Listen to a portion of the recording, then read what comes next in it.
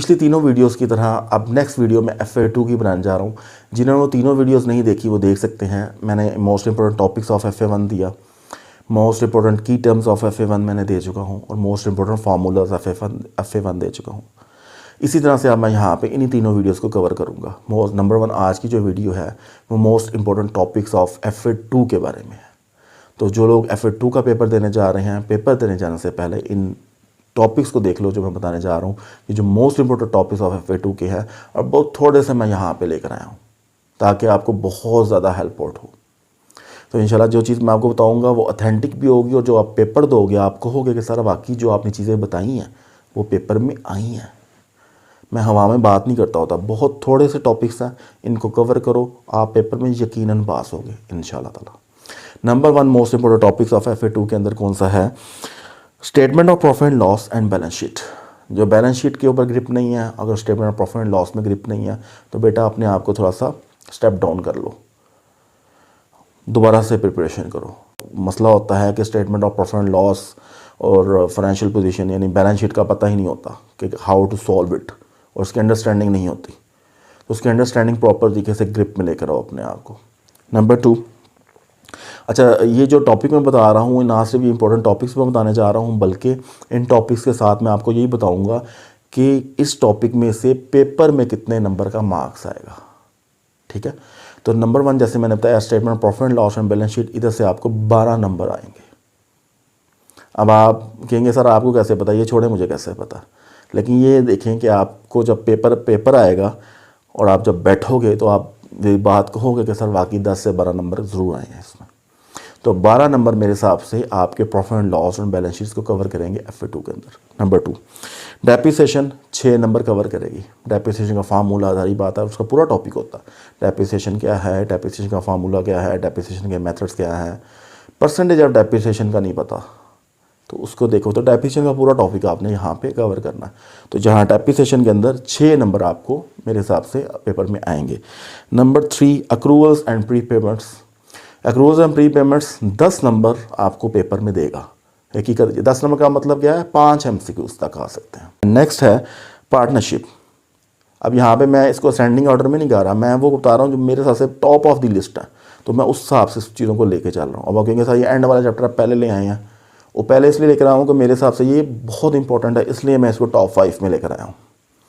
तो पार्टनरशिप जिसमें सारी बात है कैपिटल अकाउंट्स हैं, करंट अकाउंट्स की कैलकुलेशंस हैं, वो आपको प्रॉपर दिए। तो पार्टनरशिप का टॉपिक बहुत बहुत इंपॉर्टेंट है, ये आपको एग्जाम के अंदर 12 नंबर देगा। पार्टनरशिप का जो टॉपिक है 12 नंबर। उसके अलावा bank reconciliation statement with rules, ये रही बात है, मैं हमेशा कहता हूँ कि बैंक रिकन्सिलिएशन स्टेटमेंट को विद रूल्स सीखो। तो जब विद रूल्स सीखोगे तो जारी बात है वो यहाँ पे आपको 8 नंबर देगा।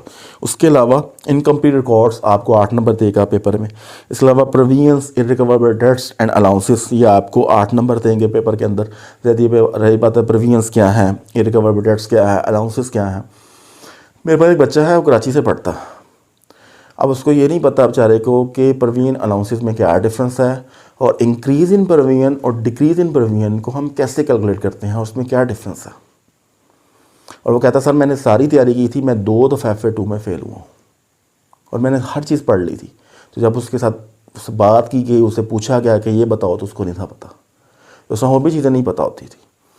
तो कहने का मतलब स्टूडेंट समझता मुझे सब कुछ आता है, लेकिन उसको ये नहीं पता कि उसको क्या कुछ नहीं आता, और जो कुछ आता है उसमें भी बहुत कुछ नहीं आता। तो इसलिए आप अपने आप को पहले ये तो कहना छोड़ो कि मुझे सब कुछ आता। अगर आपको आता होता तो पेपर फेल ना होता, पहली बात है, और आप इस तरह से सारे खजल ना हो रहे होते। तो बहरहाल इन केस के आपको जो provision, irrecoverable debts and allowances का जो टॉपिक है 6 नंबर देगा। उसके अलावा correction of errors with suspense account, जिसमें सारी बात है अंडर कॉस्ट ओवर कॉस्ट की खास इंपॉर्टेंट है टाइप्स ऑफ एरर्स में, जिसको ट्रांसपोजिशन एरर भी बोलते हैं। ये आपको यानी correction of errors with suspense account and transposition error, ये आपको 8 नंबर ये 3 चीज़ें दे देंगी। इसके अलावा petty cash book, impress system of petty cash, ये भी आपको 8 नंबर देंगे। इसके अलावा 10वें नंबर पे आता है FIFO, LIFO एंड FCO। जो FIFO, LIFO एंड FCO का टॉपिक है ये ग्रिप में होना चाहिए और आपको पता होना चाहिए कि हाउ टू कैलकुलेट इट। तो इसके लिहाज से आपको ये 8 नंबर देंगे। और उसके अलावा filling the blanks most important, 19% से ज़्यादा स्टूडेंट फिलिंग द ब्लैंक्स को टच भी नहीं करते। इसको ऑब्जेक्टिव टाइप बोलते हैं। MCQs जहाँ पे आपकी किट में शुरू होता है उससे पहले फिलिंग द ब्लैंक्स का हिस्सा ना टीचर्स बताते हैं कि इसको करना है, ना स्टूडेंट्स को करना गवारा करते हैं, और ना ही ज़ाहिर बात है हिसाब से। तो आपको पता है, जो आप अगर अपने इर्द गिर्द देखें तो आपके जितने भी फ्रेंड्स या आप खुद अगर फेल हुए हुए हैं तो आप 44, 46, 48 नंबर में फेल हुए हैं।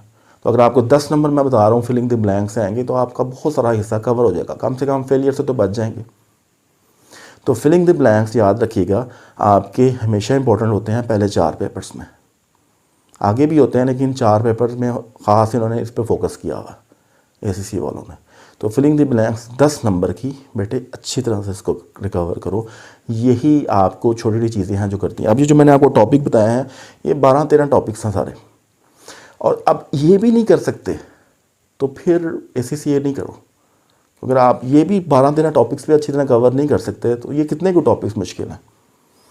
और इसमें ज़ाहिर बात है कुछ चीज़ें आप FA1 में भी पढ़ के आए हैं तो FA2 में थोड़ी बहुत रिपीट हो रही हैं।